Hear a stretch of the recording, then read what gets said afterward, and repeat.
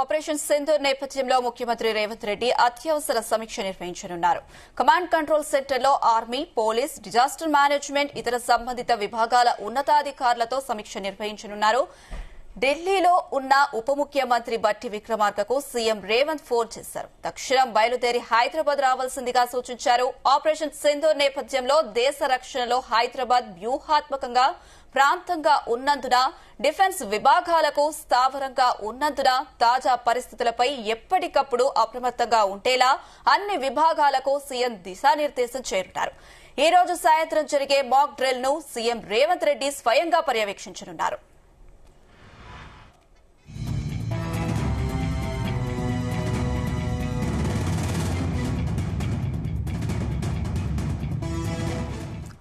Right, ఇదే అంశానికి సంబంధించి మరిన్ని అప్డేట్స్ మా బ్యూరో చీఫ్ నరేందర్ అందిస్తారు. నరేందర్.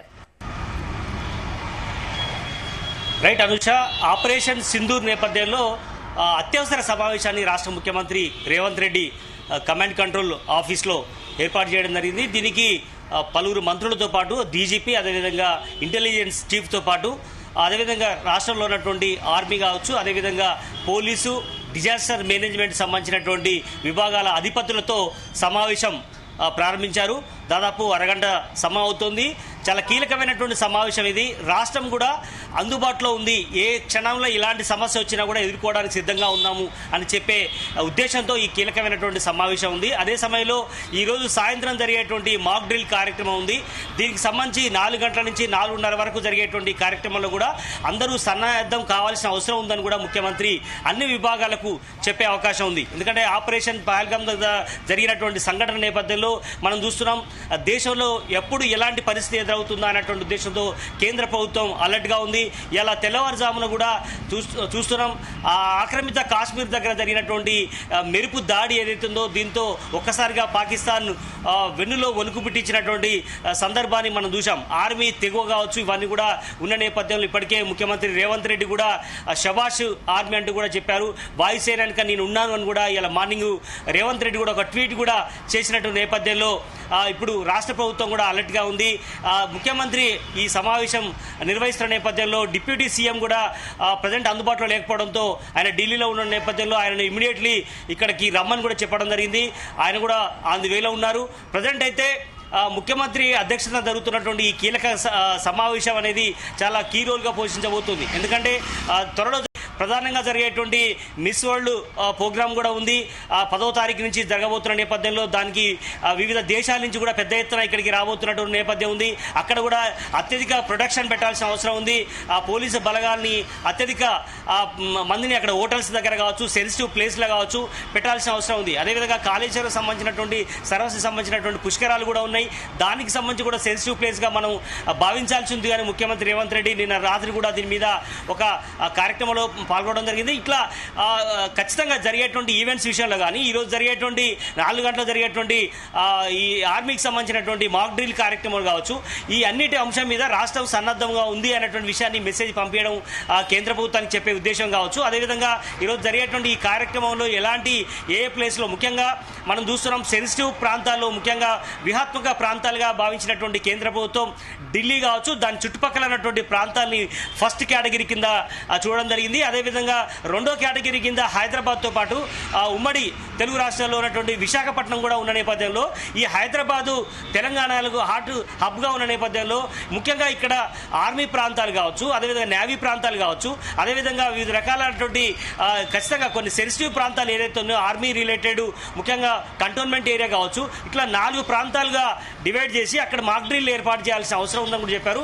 కనుక ఆర్మీతో పాటు డిజాస్టర్ మేనేజ్మెంట్, రాష్ట్ర పోలీసు విభాగాలన్నీ కూడా దీంట్లో సమాయత్తమై ఏ క్షణాన ఇలాంటి పరిస్థితి వచ్చినా కూడా, ఎందుకంటే భవిష్యత్తులో ఒకవేళ పూర్తి స్థాయిలో యుద్ధం జరిగితే దానికి అనుగుణంగా ఉండాలా అనేటువంటి ఉద్దేశంతో ఈరోజు మాక్ డ్రిల్ ఏర్పాటు చేయడం జరుగుతుంది. ఈరోజు జరిగేటువంటి ఈ కార్యక్రమం ద్వారా రాష్ట్ర ప్రభుత్వం అలర్ట్గా ఉందనేటువంటి మెసేజ్ కూడా చెప్పే అవకాశం అయితే కనిపిస్తుంది. ముఖ్యమంత్రి ఈరోజు చేపట్టే ఈ కార్యక్రమం అనేది చాలా కీలక పాత్ర పోషించే అవకాశం ఉంది. ఖచ్చితంగా ఈరోజు ఇది ఒక పెద్ద ఈవెంట్గా మనం చూడాల్సిన అవసరం ఉంది. అన్ని రాజకీయ పార్టీలు కూడా ఇప్పటికే ప్రైమ్ మినిస్టర్ మాట్లాడడం జరిగింది, ఒక పక్క పవన్ కళ్యాణ్ మాట్లాడబోతున్నారు.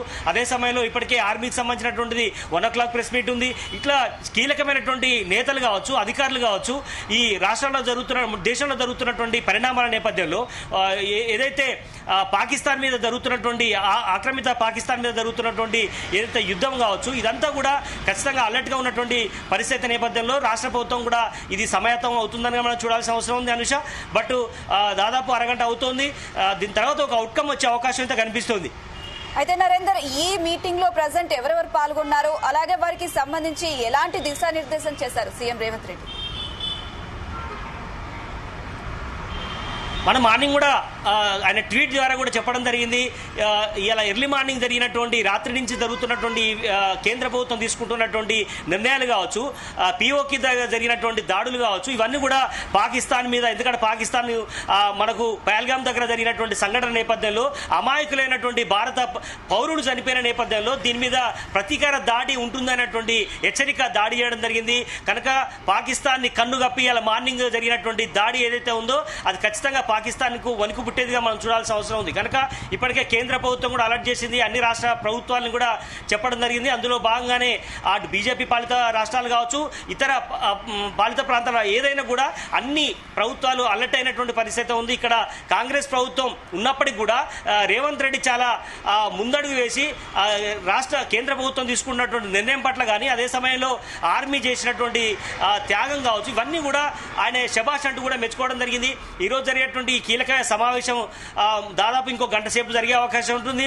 వేం నరేందర్ రెడ్డి ప్రభుత్వ సలహాదారుగా ఉన్నారు. అదే సమయంలో హోంమంత్రిగా ఆయనే ముఖ్యమంత్రి ఉన్నారు కాబట్టి ముఖ్యమంత్రి, అదే సమయంలో జితేందర్ కావచ్చు, అదేవిధంగా ముఖ్య ఇంటెలిజెన్స్ చీఫ్ కావచ్చు, మిగతా ఉన్నతాధికారులు, ఆర్మీ సంబంధించినటువంటి అధికారులు కానీ, పోలీసు సంబంధించినటువంటి వాళ్ళు కావచ్చు, డిజాస్టర్ మేనేజ్మెంట్ విపత్కర పరిస్థితిలో ఎలాంటి పరిస్థితి ఎదుర్కోవాలన్నా కూడా వాళ్ళు ఉండే అధికారులు కావచ్చు, వీళ్ళందరూ కూడా ఈ సమావేశంలో పాల్గొన్న నేపథ్యంలో ఖచ్చితంగా రాష్ట్రంలో ముఖ్యంగా హైదరాబాద్ చాలా సెన్సిటివ్ ఏరియా ఉంది. ముఖ్యంగా చార్మినార్ కావచ్చు, సెక్రటరేట్ కావచ్చు, అదేవిధంగా ఐటీ హబ్లో ఉన్నటువంటి ఏరియాలు కావచ్చు, ఇట్లా చాలా సెన్సిటివ్ ఏరియాలు ఉన్నాయి కాబట్టి ముఖ్యంగా కంటోన్మెంట్ ఏరియా అనేది చెప్పుకోవాల్సిన అవసరం ఉంది. ఎందుకంటే ఒక యుద్ధమే ప్రారంభం అవుతే ఖచ్చితంగా కూడా సివిలియన్స్కి ఎక్కడ ఇబ్బంది జరగకుండా ఆర్మీ ప్రాంతాలు, అదేవిధంగా ఇట్లాంటి ప్రాంతాలను ఎంచుకునే అవకాశం ఉంటుంది కాబట్టి పాకిస్తాన్ అట్లాంటి ఏరియాలో ఈరోజు మాక్ డ్రిల్ నిర్వహిస్తున్నారు. కనుక అలాంటి ప్రాంతాల్లో మరింతగా ఎక్కువ అప్రమత్తం ఉండాల్సిన అవసరం ఉందని కూడా చెప్పే అవకాశం ఉంది. ఈవెంట్స్ కూడా ఇంతకుముందు మనం చెప్పినట్టుగా ఈవెంట్స్లో కూడా